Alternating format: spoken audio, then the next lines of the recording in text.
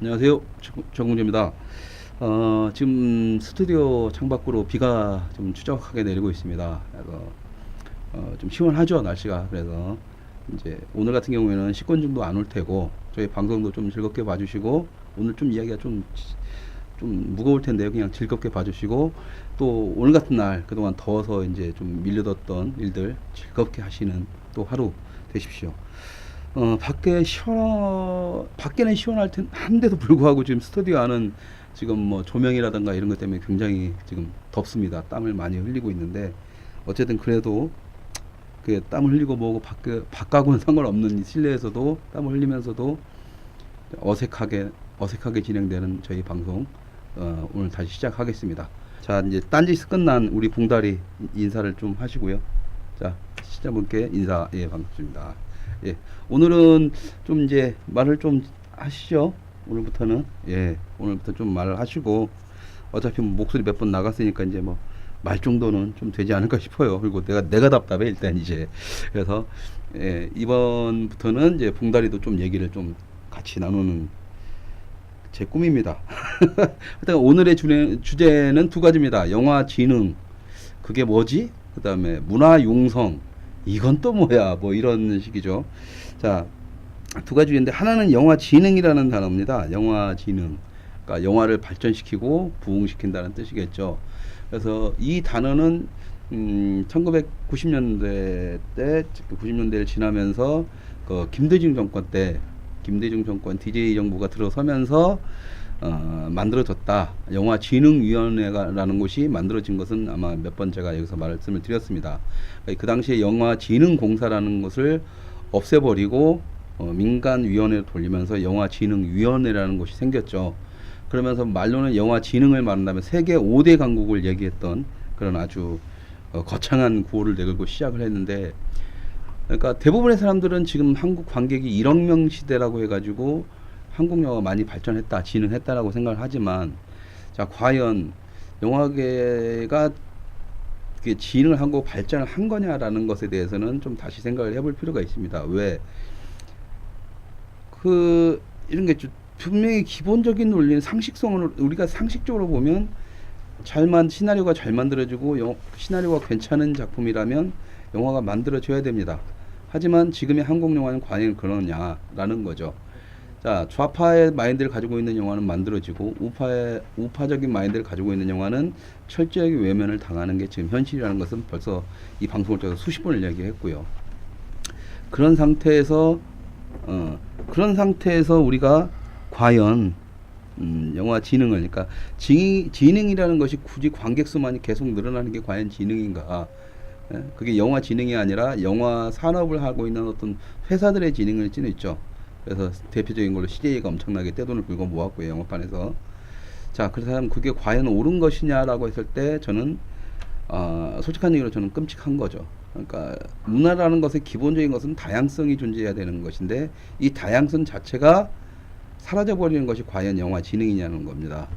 그러니까 영화의 다양성은 반드시 기본적으로 지켜지는 상태 하에서 그 다음에 거기에 다양성을 기반으로 해서 영화 산업이 발전을 해야 그 나라의 것들이 되게 단단하게 가는 거죠. 결과적으로는 뭐냐면 이겁니다. 그러니까는 지금의 한류라든가 케이팝, 이것은 극히 한시적입니다. 이미 일본에서도 여러 종류, 그다음에 모든 영화제들 해외를 어디를 돌아다니도 다 흐름의 패턴이 있습니다. 10년을 못 넘깁니다. 우리 엄청나게 8, 90년대를 장악했던 홍콩의 무협 영화나 홍콩의 노아르 같은 경우에도 잠시 그때만 히트를 치고 지금은 다 사라져 버렸죠.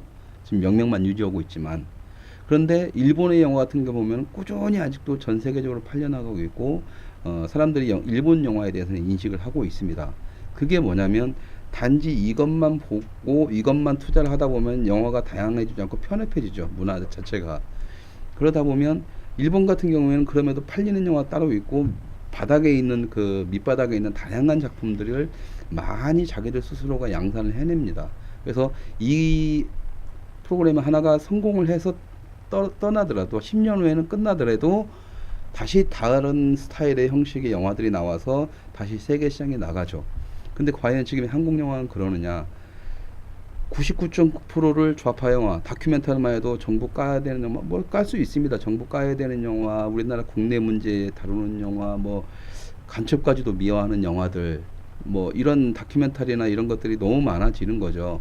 근데 그렇다면 경찰을 다룬 다큐멘터리도 있고, 뭐 다른 어떤 소방공무원을 다룬 다큐멘터리도 있는데, 그러니까 예를 들어서 용산 사태를 딱 봤을 때, 용산 사태에서 철거민을 이제 다루는 다큐멘터리는 거의 뭐 수십 편이 만들어졌음에도 불구하고 다 개봉을 하고 사람들한테 보여줄 수가 있는데, 경찰이 만든 다큐멘터리가 한 편이 있었습니다. 근데 그것은 철저하게 외면받고 철저하게 무시당하고 철저하게 파묻혔죠.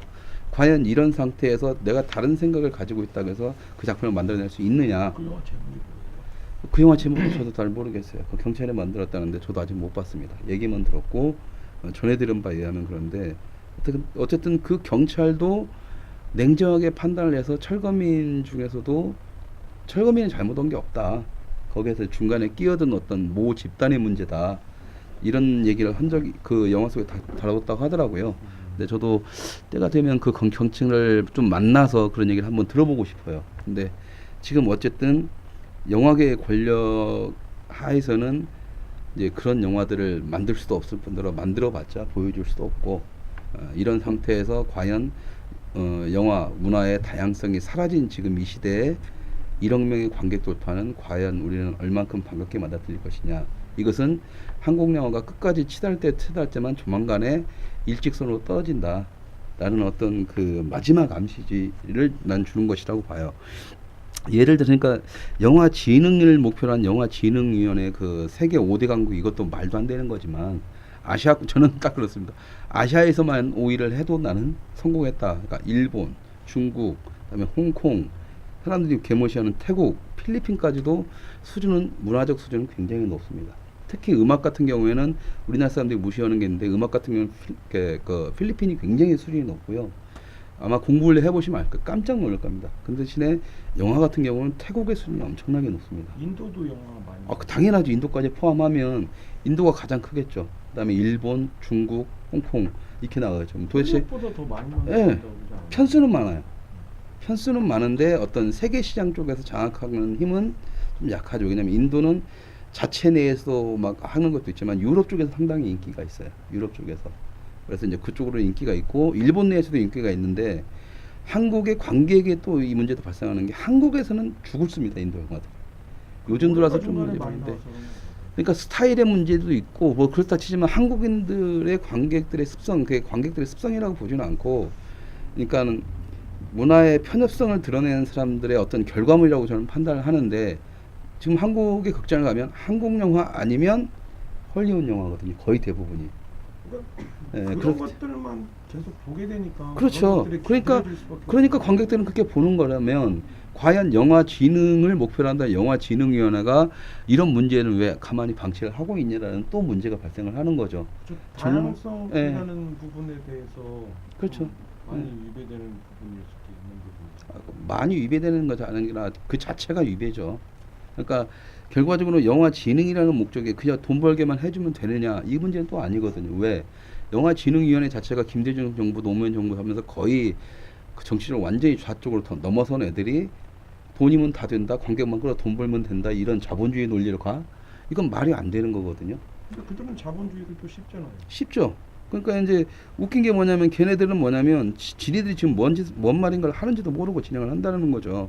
그러니까 예를 들어서 이런 겁니다. 그러니까는 영화진흥위에서 하면서, 제가 영화진흥위에서 잠깐 그 관련돼서 제가 협회를 만들고 일을 할 때 제작 지원을 저는 없애는 주의였어요. 왜 그러냐면, 한번 상식적으로 한번 생각을 해보세요. 1년에 2,000편, 1,800편이 넘는 이게 장편, 단편, 다큐멘터리 다 포함해서, 예술영화까지 다 포함해서 1,800편이 넘는 영화가 한국에서 만들어지는데, 그 중에서 극장에 개봉 걸리는 영화가 150편 정도밖에 안 되고, 그 중에서 국가 지원을 받을 수 있는 영화는 2, 30편밖에 안 됩니다. 다 해서. 근데 과연 그 2, 30편을 국가 자금에서 지원해 줄 이유가 뭐가 있어요? 국가 지원 안 해도, 국가 지원을 안 받으면 영화가 안 만들어지는 놈들 그 영화를 빼더라도 이미 1,500편 정도가 영화는 만들어진다라는 거예요. 이미 자체적으로 제작을 할 수 있고 자기들 스스로가 만들어내는 시스템이 이제 이 나라에 구축이 되어 있죠.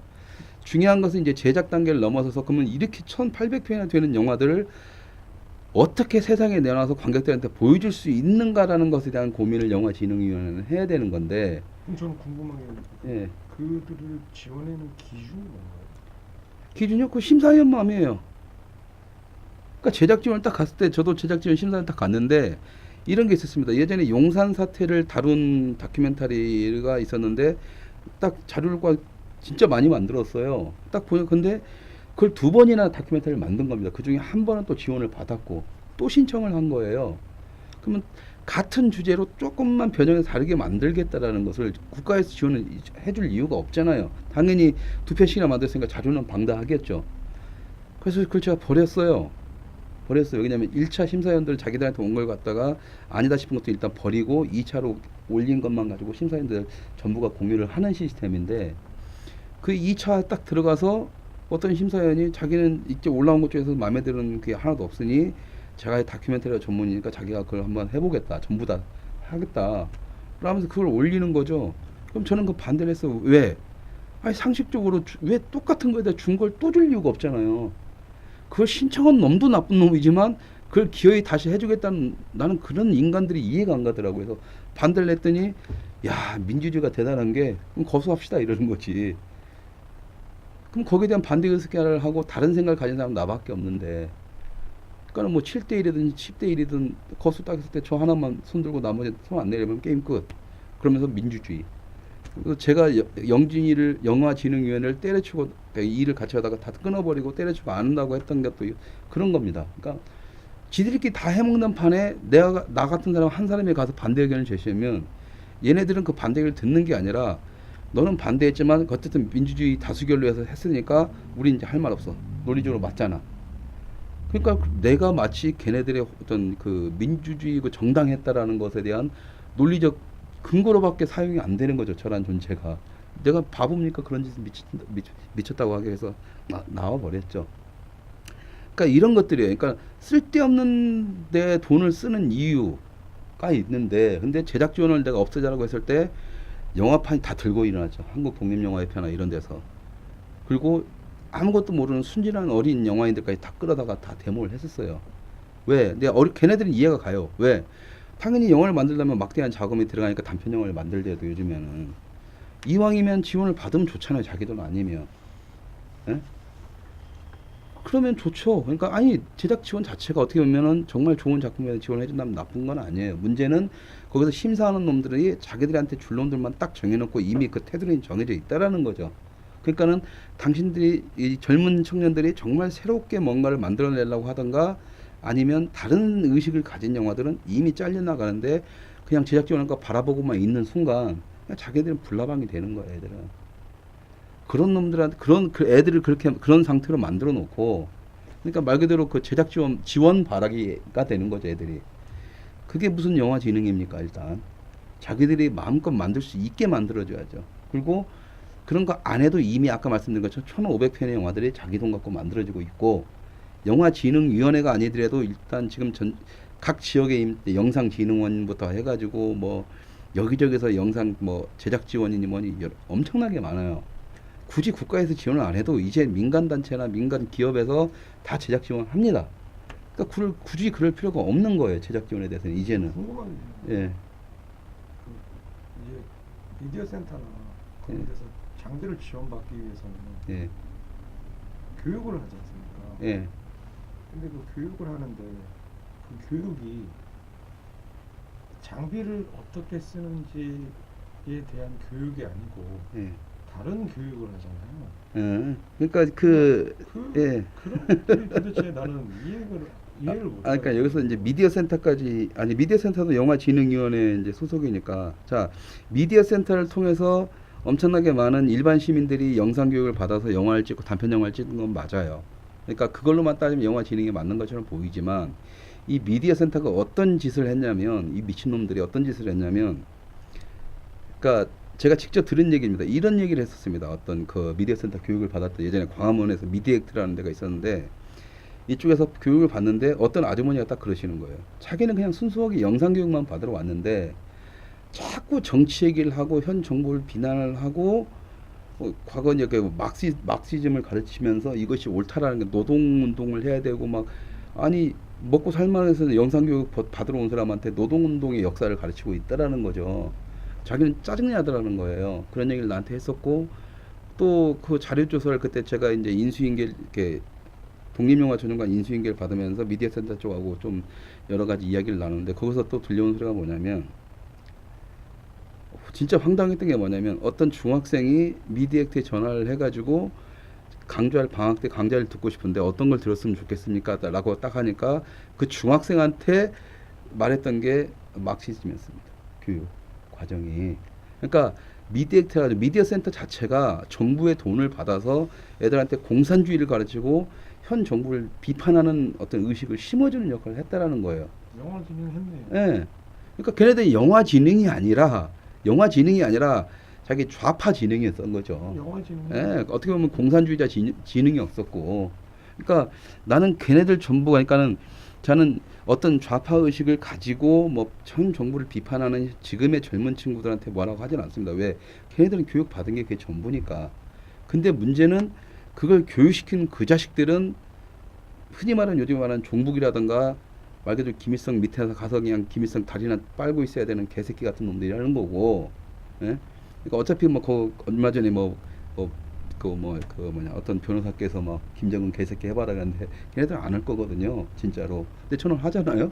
그러니까 뭐냐면 그런 교육들을 통해서 전반적으로 어떤 의식화 교육이 들어갑니다. 그러니까 김대중 노무현 정권 때 영화 진흥을 위해서 하는 것은 얘네들은 영화 진흥이 목적이 아니라 자기 세력을 키워서 이걸 문화 권력화해서 사람들한테 그 어떤 자기들의 어떤 그 의식 있잖아요. 의식이나 사상을 자연스럽게 전달해서 일반 대중들의 어떤 모양새를 이렇게 잡은 다음에 그것을 대중들의 어떤 그 뭐라고 하냐 여론을 이렇게 만들어내는 그런 장치로 사용한 거죠. 그러니까 중국의 모택통이나 나치의 그 누구야 그 자식 스탈린처럼 근데 걔네들은 또 지금 그렇게 그 추종자들은 또 우리나라의 그 노무현 김대중 추종자들이 국민 TV 딱 보면 오프닝에 걔네들 홍보할 때 딱 보면 그런 얘기를 하잖아요. 걔네들 괴벨스 나와가지고 지금 뭐 우파 진영이 나치처럼 막 문화선동을 한다.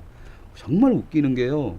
문화선동이란 뭐 어떤 그런 뉴스를 통해서 어떤 막 그런 선동의 개념은 좌파들의 전유물이지, 그리고 민족주의나 나치 같은 이런 놈들의 전유물이지, 흔히 말하는 보수나 우파 진영에서는 그런 마인드가 없다니까요. 그렇기 때문에 지금 이번에는 그 6월에 이제 문화융성이라는 게 생기잖아요. 예. 그러면서 어쨌든 그런 진정한 다양한 문화를 만들어 보자라는 취지에서 예. 일단은 시작을 하지 않습니까? 그러니까 나는 지금 오늘 또 쓰는 게 그게 문제예요. 그거는 일단 지금까지는 좌파들을 문제했잖아요. 그러니까 영화를 갖다가 문화적으로 해가지고 이용해 먹고 대중 선동으로 쓰면서 1억만 돌파시킨 것은 자기들의 최대한의 어떤 대중 여론 흐름을 만드는데 성공을 한 거지 영화 진흥은 아니라는 건데, 저는 지금 문화융성 말 나왔으니까 이 문화융성위원회라는 게 저는 그 말 딱 듣고 나서 깜짝 놀랐어요. 이거 뭐 하는 짓거리지 이러면서. 왜 그러냐면 이런 게 이렇게 MB 정권 때 저번 정권 때 MB 정권 때는 철저하게 그 좌파 문화 권력에 놀아놨습니다. 대부분의 이제 그 정권이. 그래서 유인촌 장관도 솔직히 난 개인적으로 마음에 안 들지만 장관 물러나고 그 다음에 들어왔던 정병국 그 당시 문화부 장관 국회의원 하다가 이 사람이 한 2달 정도밖에 안 했는데 2달 동안 다시 원상복구 딱 시켜놓고 나와버렸거든요. 저는 우리나라 문화판을 최악으로 만든 아주 악질범을 갖다 난 정병국 의원으로 보는 사람인데, 뭐 정치인이니까 여기 잘 보이려고 하는 거니까 뭐 그러려니 할 수는 있지만 어쨌든 제 입장에서는 가장 악질적인 존재다라는 거고. 근데 이제 그러면서 되게 다음 정부는 어떻게 될지 모르겠지만 다음 정부에 대한 기대, 그리고 박근혜 정부가 들어섰을 때 취임식에서 딱 이렇게 하는 거 봤겠지만 문화산업이라는 말을 쓰거든요. 그렇잖아요. 아주 문화산업을 발전시키겠다 해서 나는 문화산업위원회 내지는 어떤 뭐 다른 얘기가 나와서 그림이 그려질 줄 알았는데 갑자기 생뚱맞게 문화융성위원회, 아주 문화를 융성하겠다 이런 말이 나오는데 저는 이해가 안 갔어요. 그러니까는 문화융성? 이게 뭔 뜻이지?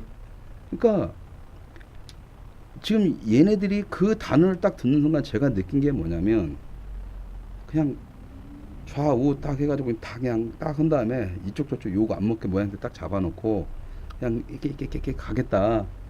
말 그대로 MB 정부 때 했던 것과 똑같은 어떤 눈치 보기나 기회주의자들 득실되게 만드는, 그리고 지금의 현재 문화판 한쪽에 치우쳐 있는 문화판을 갖다가 정말 정상적으로 만들 의지가 있나라는 의구심이 만드는 게 하는 단어가 저는 문화 융성이었다는 거죠. 자, 그 문화 융성을 하겠다는 게 그러면 이렇게 이렇게 나는 물어보고 싶어요.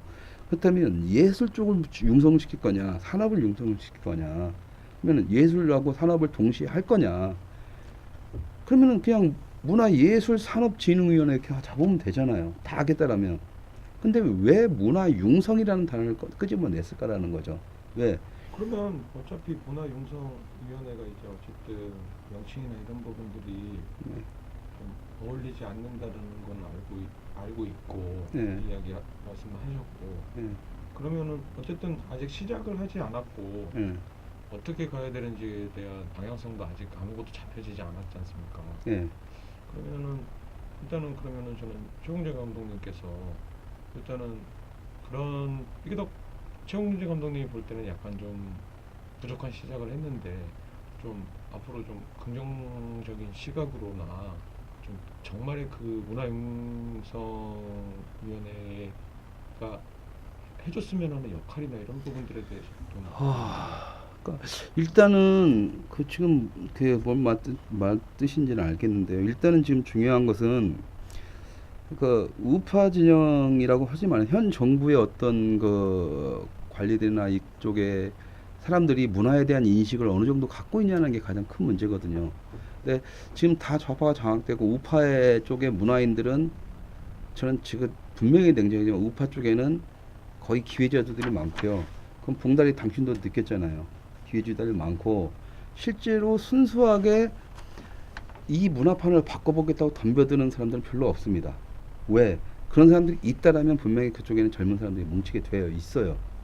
근데 지금 젊은이들은 잠깐 왔다가도 여기서 한 번 하고 더 이상 얘를 키워주지 않고 자기들이 다 해먹으니까 그냥 가버리는 거거든요. 키워지질 않는 거거든요.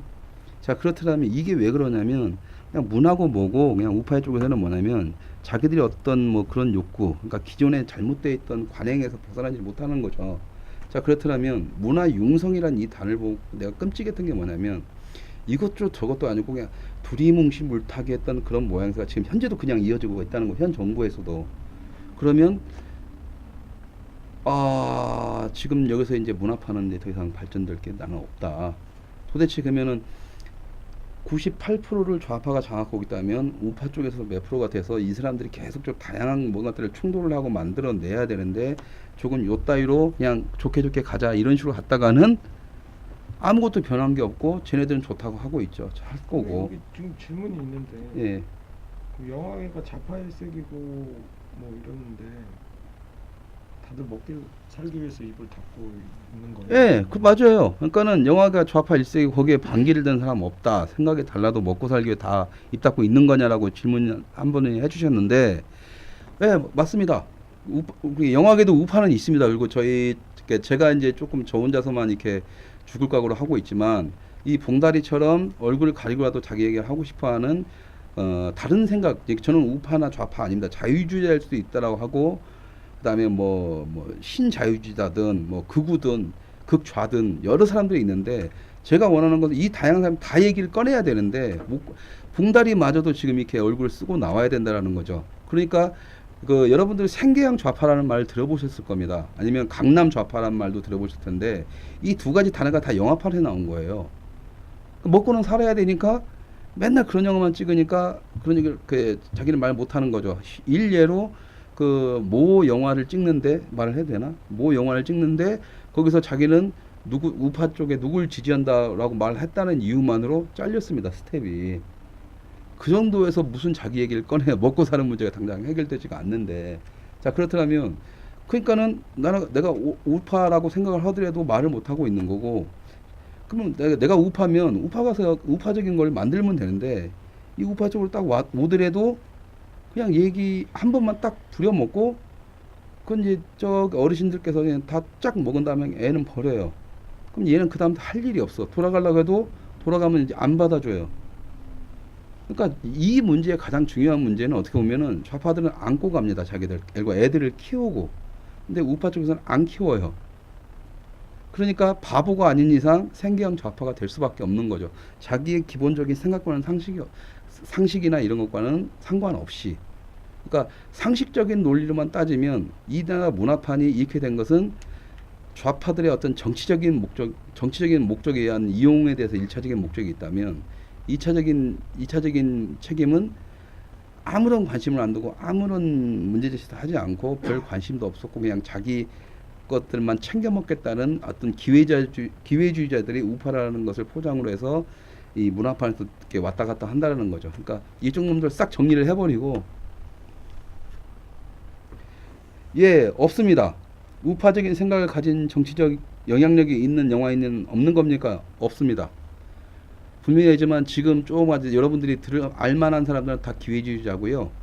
우파 쪽에 문화인들이 참 문화에 관련해서는 멍청하기 때문에 그냥 산업적인 용리로만 딱 대들면 본인은 어떠세요? 산업적으로 딱 가서 그 돈만 떼갖고 본인은 쫙 먹고 튀는 거죠. 본인은 아 저는요? 이 아 영향력이 저는 있습니까? 그러니까 예전에 어떤 그 모 PD님께서 이런 웃으면서 저랑 술 한잔하면서 이런 얘기를 했습니다.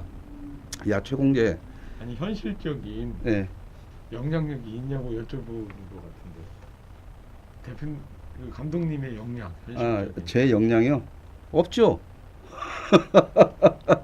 그러니까 누구도 저를 보여주지 않고 있고 그냥 저는 제가 알아서 혼자 가고 있는 겁니다. 그래서 제가 참 가장 슬픈 게 그건 있어요. 그거 한 가지는 있는데 뭐냐면 저는 젊은 친구들 이런 나와 비슷한 생각을 가지고 있고 다른 생각을 가지고 있는 친구들을 어떻게든 끌어와서 이 친구들한테 영화를 만들고 신나게 놀 수 있는 문화판을 만들어주고 싶은데 제가 능력이 안 돼요, 솔직한 얘기로. 왜 그러냐면 나도 죽겠으니까. 붕다리는 알잖아요. 내가 어떻게 살고 있는지. 나는 우파 영화를 만들겠다 싹 선언하는 순간 지금부터 난 빚만 1억 이상 진 사람 아닙니까 지금. 누구 하나 도움을 안 줘요. 그렇기 때문에 그런데도 나는 내가 옳다고 가는 거죠. 나는 어떻게 보면 저도 생또라이지요. 그러니까 어떻게 보면. 근데 어쨌든 영향력은 없습니다. 근데 단지 저는 이런 생각을 가지고 있죠. 이렇게 두들기고 비판을 하고 좌우든 다 비판을 하고 오면 우파 쪽에서도 생각이 바뀌는 사람들이 있을 거고 또 그 사람들이 뭔가 도움을 줄 수 있을 거라고 생각을 해요. 단 이런 건 있습니다. 만약에 이제 제가 이제 너무나 이제 제가 했던 말들에 대한 책임을 져야 되고 이런 부분들이 있어서 내가 도태되어야 된다라면 도태될 자신도 있어요.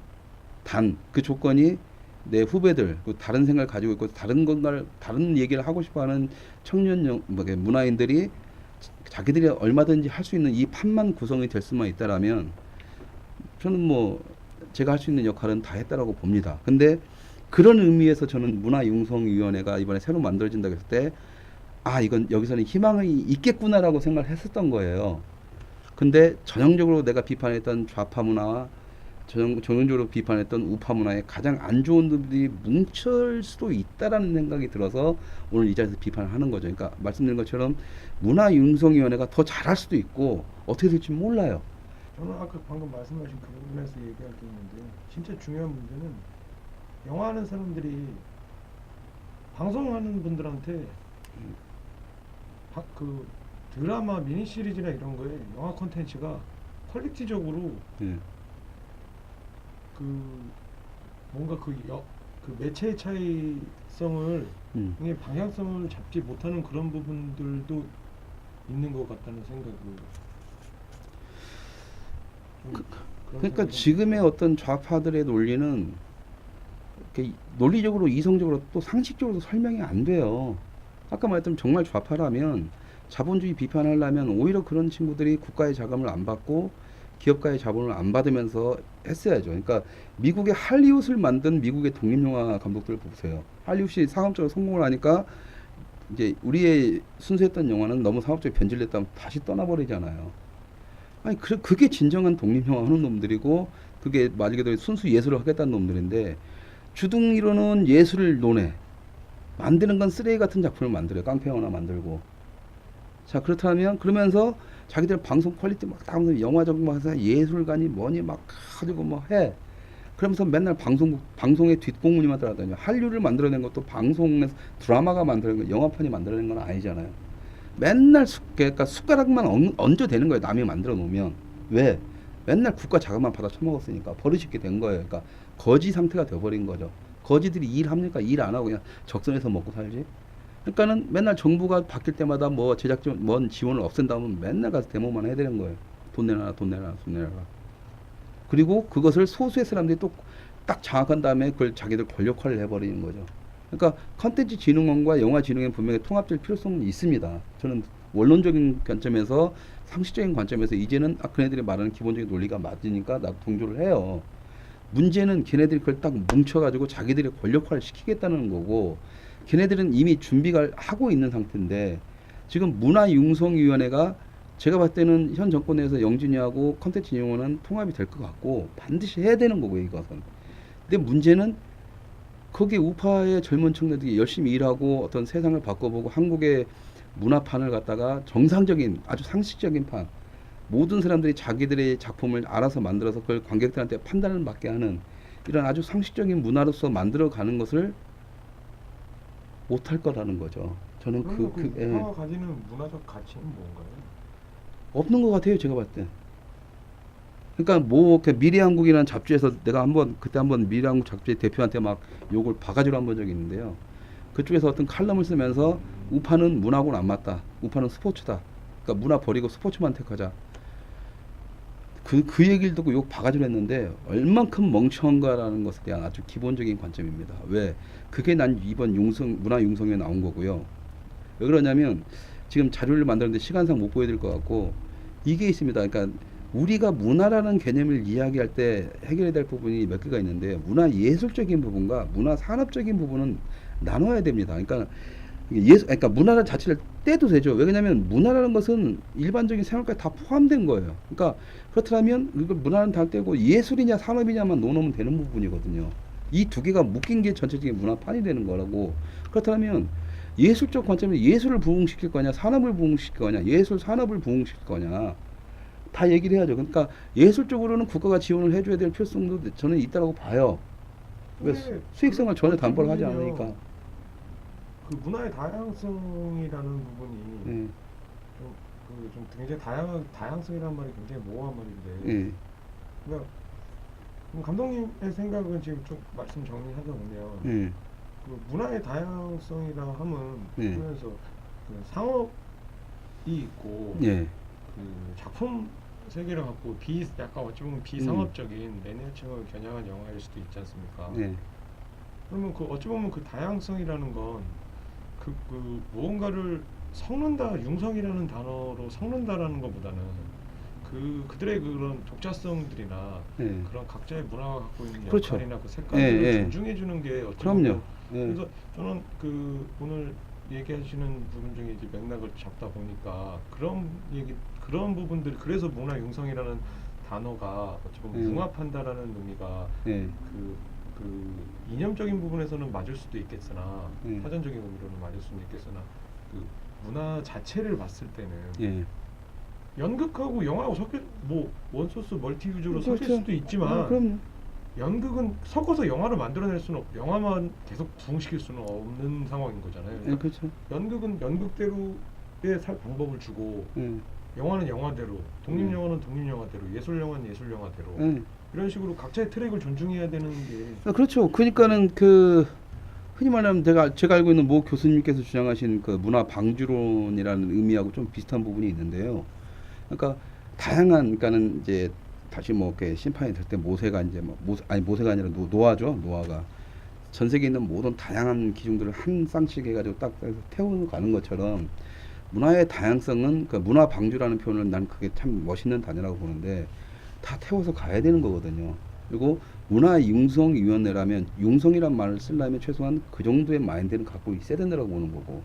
자, 그런데 우파 쪽의 영화인이라고는 제가 판단하는 그 영화 쪽 누구도 얘기할 때는 우리 두 사람밖에 없는데 지금 현재로서 누구나 다 인지하고 있는 게 지금 우리 쪽에 연락이 하나도 없었잖아요. 자, 그렇다면 이미 그것은 이제 문화 방주적 개념은 아니다라는 거고. 그러니까 뭐 일단 뭐 연락이 예. 오건 안 오건 그건 중요한 게 아니고요. 그러니까, 어차피 예. 역할이 있는 거고 예, 그분들은 그분들의 역할을 해야 되는 게 그 역할인 거고 현장에서 아니 그러니까 그 일하는 역할을 해야 되는 사람인데 그 역할을 그 사람들 제대로 할 수 있냐 했을 때 의문점이 든다는 거죠. 그 역할이라는 것도 문화에 대한 정확한 인지를 갖고 있어야 되는 건데. 자, 그럼 이렇게 하면 얘기를 한번 할게요. 이것을 이제 국내에서는 이 단어를 갖다가 너무 개판으로 만들어 가지고 그러는데, 그 예술적 개념은 아트적 개념입니다. 아티스트 개념에 쓰죠. 그리고 그 다음에 현재로서는 이제 엔터테이너적인 개념이 굉장히 강하고, 그 다음에 지금 이제 지금 나는 이미 시작됐다라고 해요. 이제는 뭐냐면 일반 사람들도 영화를 찍을 수 있고 초등학생도 영화를 찍고 초등학생도 그림을 그리고 그것을 얼마든지 자기 상업화를 할 수 있는 시대가 왔습니다. 유튜브를 통하든 뭐를 통하든 인터넷이라는 공간이 생겨나면서. 자, 그렇다면 아티스트 세대는 아주 옛날 세대예요. 특권층의 세대죠. 아트를 그 당시에 배고파 죽겠는데 누가 즐겨요? 있는 사람이 즐겼어요. 그래서 자기들끼리만 즐겼던 특권층의 문화가 지금까지 아티스트의 개념으로 온 거예요. 그러니까는 지금의 문화인들도 뭐냐면 말끝마다 자기가 하는 건 예술이라고 말을 해요. 그러면 굶어 죽을까 하든가 아주 돈 많고 권력이 나면 빌부터 가지고 가든가 지저분한 짓 하지 말고, 아니면 정말 고처럼 귀 잘라가면서 그러면서 처절하게 자기 작품만 하든가, 그런 게 아니란 말이죠. 그러니까 이것이 현재처럼 모순이에요. 딱 정리가 될 건 정리가 되면 되는 건데. 자, 그렇다면 현대로 넘어서 엔터테인을 넘어오면 이제 철저하게 이제 산업적 개념이 강해지잖아요. 왜? 엔터테인먼트라는 자체가 뭐냐면 이겁니다. 그러니까 돈을 받고 상대한테 즐거움을 제공해주는 물리적이면서 인위적인 행위를 엔터테인먼트라고 한단 말이에요. 돈을 받아야 되는 거예요. 그러면 산업적인 개념으로 넘어갔어요. 엔터테이너는. 자, 그렇다면 근데 이제는 젊은 사람들이나 어른 친구들이든 자기가 작품을 창출해낼 수가 있는 시대가 왔다라는 거죠. 디지털로 바뀌면서. 그렇다면 이것을 이제 저 같은 경우는 이제 컬처리스트, 문화인이라고 하는데, 문화인의 범주는 일반적으로 다양하게 넘는 거죠. 새로운 개념이 들어와야 된다라는 거예요. 새로운 개념이. 그러니까 예술, 산업, 이제는 컬처리스트, 문화인의 삶의 어떤 전체적인 부분들. 그러니까 이것은 대중과 우리 만드는 창작자의 이것이 예전엔 충돌이 됐고 한쪽이 일방적으로 이렇게 내려주는 거 있다면 지금은 동등한 위치에서 같이 가는 겁니다. 그러니까 창작자가 못 만들어내면 일반 대중이나 일반 관객들이 자기가 창작자가 돼서 만들어낼 수 있는 시스템이 이미 된 거예요. 그럼 이것을 폭발시켜야 융성도 되고 산업 발전도 되고 예술의 발전도 이루어지는데, 왜? 그건 각자의 선택의 몫이니까. 문제는 이것을 문화 융성이라는 단어로 이런 기본적인 개념도 없고 지금 현재, 그러니까는 컬처리스트라고 하는 이런 개념에서 시작을 해야 되는데, 지금 흔히 말하는 보수층이나 아니면은 학자층들, 대학 교수들의 문제는 뭐냐면 자기들이 현장에 있지도 않고 이론적인 것만 아는 거죠. 그렇다면 이 사람들 갖다 저는 컬처 라티라고 합니다. 컬처 라티에 이제 우리나라 말로는 정확히 따지면 교양인이에요, 교양인.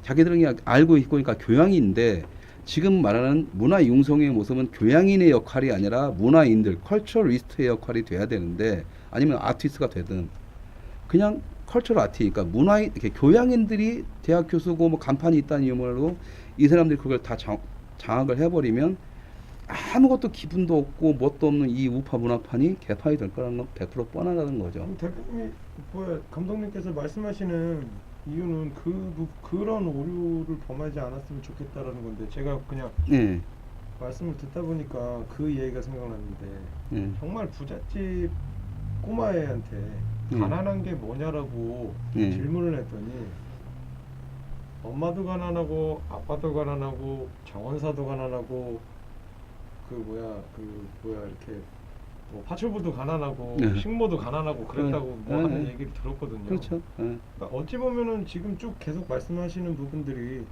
이제 그런 오류를 범하지 않았으면 좋겠다라는 이야기를 하시는 부분이 맞는 건가요? 그건 좀 폭넓게 가는 거고요. 그것은 어떻게 보면 자기의 마인드의 문제잖아요. 지금 젊은 친구들이 자꾸 힐링을 원하는데, 저는 항상 그 봉다리한테도 얘기하지만 긍정과 희망을 가지고 가자라고 하잖아요.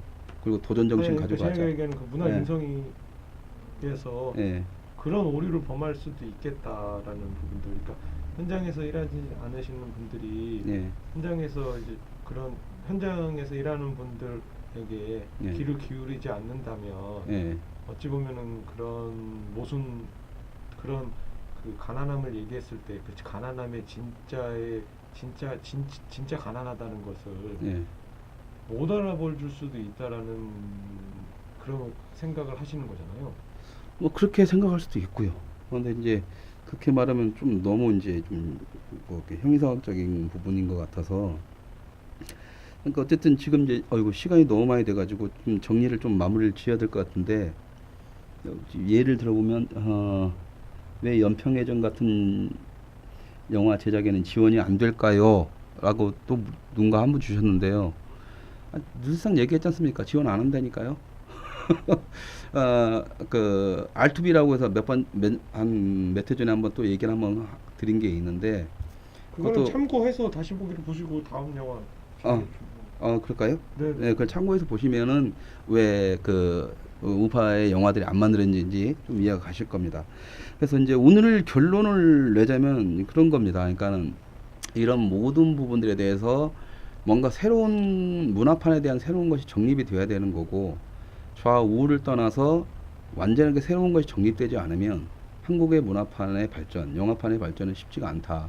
그런 의미에서 영화진흥위원회는 없애고 뭐 통합을 하든 뭐를 할 때 그건 이제 문화융성위원회라는 곳에서 새로운 어떤 판을 다시 짜셔야 되는데, 정확히 지금 제가 부탁드리고 싶은 것은 이런 식의 어떤 아까 말했던 문화 방주적인 개념, 그러니까 문화를 새롭게 만드는 게 아니라 문화를 완전 새롭게 만들자는 게 아니라 문화를 다양하게 해야 되는 아주 기본적인 목표는 그 나라의 문화가 수백 년 동안 사람들한테 계속 전 세계적으로 희자가 돼야 되는 거라면 다양하게 많은 문화들이 존재를 해야 되고 진지를 해야 된다고 했을 때, 문화 방주처럼 노아가 방주에 세상의 모든 동물들을 한 쌍씩 심어놨던 것처럼 문화융성위원회는 그런 모든 다양한 의견들이 다 들어와서 그것이 누가 더 쪽수가 많으니까 다 필요 없습니다.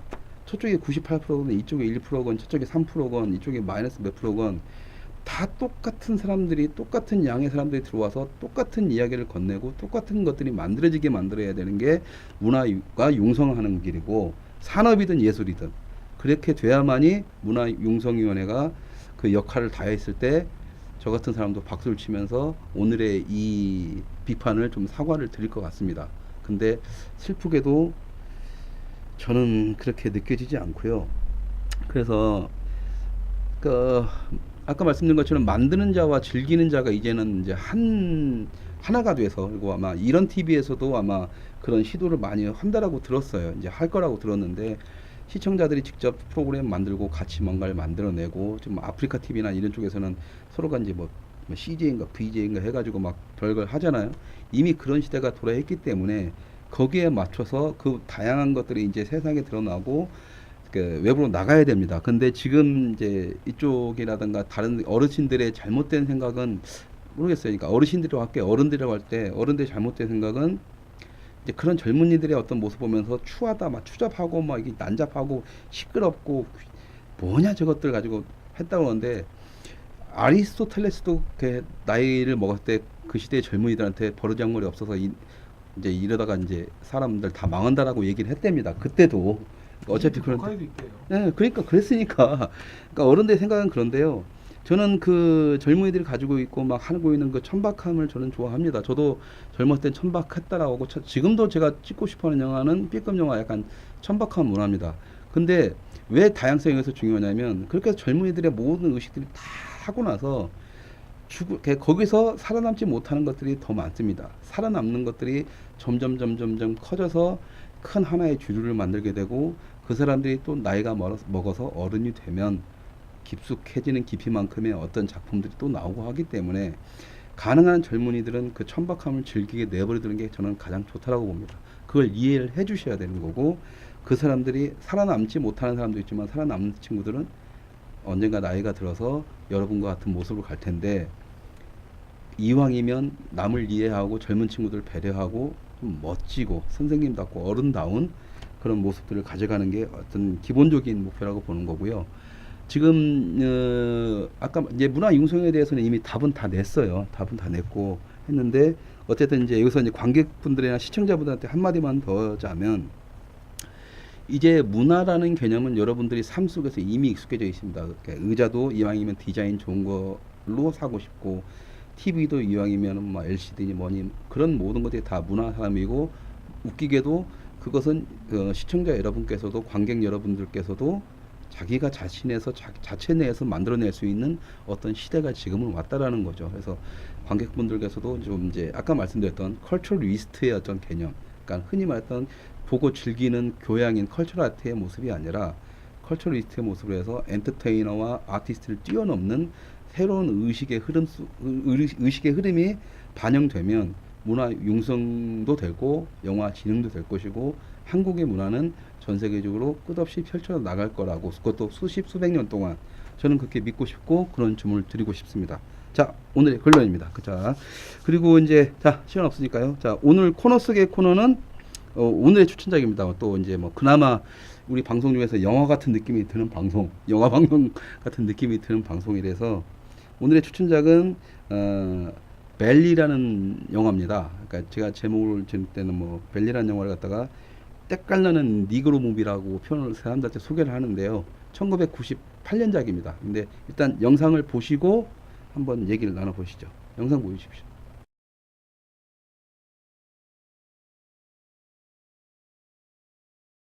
예, 좀 시간이 길었습니다. 그 벨리라는 영화의 인트로 장면인데요.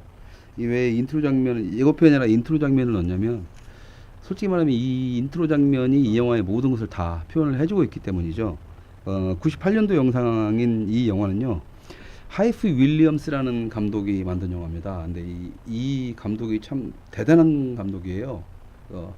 코카콜라의 전담 CF 감독이기도 했고 MTV 그 당시에 이제 90년대 후반, 2000년대 초반까지 해서 지금은 좀 약해졌는데 그 뮤직비디오를 전문적으로 틀어댔는데 MTV의 어떤 그 최고의 감독으로서 소개를 받았었죠. 각광을 누리다가 이 사람이 이제 코카콜라 CF의 팀들을 데리고 그 다음에 MTV에서 친분이 있었던 힙합 뮤지션들을 데리고 와서 그들을 믹스를 해서 만든 영화가 바로 이 벨리라는 영화입니다. 그래서 아까 영상을 보셔도 알겠지만 영상이 굉장히 화려하죠. 막 마치 CF를 보는 것처럼 가지고 1분 정도 CF를 보면 눈 아플 텐데 이게 지금 한 4분짜리 동영상인데요. 이게 1시간 40분 내내 이제 이렇게 화려한 이제 영상으로 나간다고 생각을 하시면 됩니다. 그래서 일단 이 영화는 그 영화적으로 보면 좀 솔직히 좀 실패작입니다. 졸작인데 뭐냐면 이게 이야기 흐름도 좀 맥이 좀 툭툭 끊기고 CF 감독이 만들다 보니까 비주얼에만 신경 쓰고 이야기의 전개를 끌고 가는 능력은 전혀 없었죠. 그래서 근데도 내가 제 이 영화를 좀 지난 영화를 왜 추천자로 넣어드렸냐면 일단 흑인이 나오는 흑인 영화, 그러니까 니그로 무비라고 하는 이 영화들의 어떤 그 습성들이 기본적인 패턴들이 있는데 대부분 다 약간 그 뭐라고 하냐, 약간 코미디가 이렇게 코미디 요즘 대세가 니그로 무비에서는 약간 이제 코미디가 강세, 또 한국인들이나 뭐 미국인 자체도 좀 그 이해하기 힘든 이제 슬랭들을 많이 쓰는데 이 영화에서만큼은 그러니까 이 영화에서만큼은 이제 전통적인 어떤 흑인 니그로 무비들 젊은 친구들의 어떤 방황 이런 부분들을 다루고 있다는 점이고요. 더 좋은 게 이 영화의 가장 큰 매력은 그겁니다. 그러니까 뮤지션들, 그러니까 뭐 그 당시에 지금도 유명한지 모르겠는데 제가 힙합을 잘 모르니까 나스나 이제 티버즈, 그다음에 또 뭐냐 그다음에 DMX, 그다음에 타이럴 힉스, 메소드맨 같은 뭐 그 당대에 내놓은 힙합 뮤지션들이 다 배우로 참여를 합니다. 그래서 이 배우들의 연기가 근데 이 뮤지션들의 연기가 상당히 괜찮아요.